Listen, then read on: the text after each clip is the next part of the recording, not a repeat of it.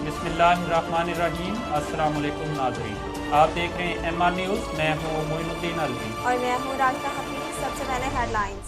Army chief general Qamar Javed Bajwa की ज़ेर सदारत कोर कमांडर कॉन्फ्रेंस मुनक्कद हुई, जिसमें इलाकाई सिक्योरिटी, बॉर्डर मैनेजमेंट और दाखिली सिक्योरिटी की सूरत हाल पर तबादला ख्याल किया गया। ISPR के मुताबिक कोर कमांडर कॉन्फ्रेंस में शुरका ने पाकिस्तान के खिलाफ भारतीय प्रोपेगेंडे का सख्त नोटिस लेते हुए पाकिस्तान को अदम इस्तेहकाम की राह पर गामजन करने की साजिशें नाकाम बनाने के आज़म का इआदा किया। कोर कमांडर कॉन्फ्रेंस में आर्मी चीफ ने फॉर्मेशन की ऑपरेशनल तैयारियों को सराहते हुए गैर मुल्की अफवाज के साथ ताउन और मुश्तरका मशक़ों के इनेकाद में इजाफे पर जोर दिया।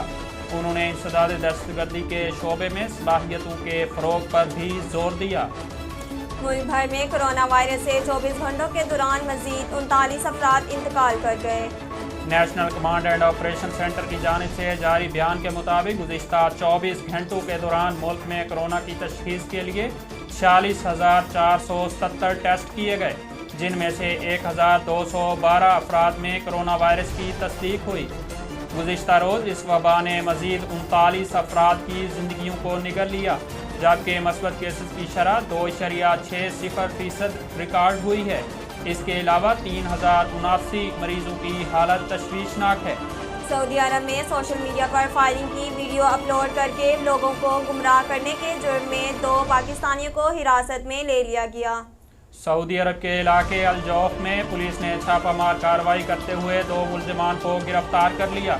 इन मुल्जिमान पर सोशल मीडिया पर राय आमा को गुमराह करने के लिए जाली वीडियो वायरल करने का इल्ज़ाम है। तमिलनाडु भारत की दूसरी रियासत बन गई है, जहां दुकानों पर काम करने वाली खवातीन को काम के दौरान बैठने का हक हासिल हो गया है।